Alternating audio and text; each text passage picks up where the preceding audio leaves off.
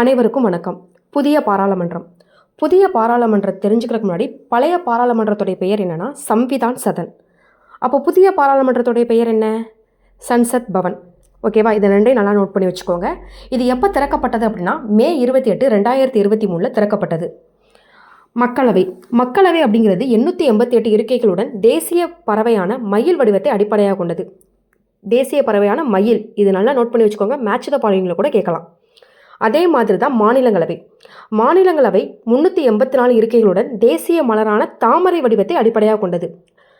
மக்களவை வந்துட்டு மயில், மாநிலங்களவை வந்துட்டு தாமரை. ஓகேவா?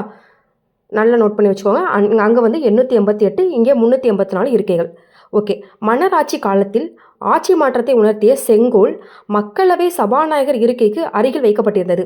இப்போ ஆட்சி மாற்றம் அந்த அந்த காலத்துலலாம் மன்னராட்சியின் போது ஆட்சி மாற்றத்தை ஏற்படுத்துனதுக்கு காரணமாக அந்த செங்கோல் என்ன பண்ணுவாங்க அப்படின்னா கொடுப்பாங்க.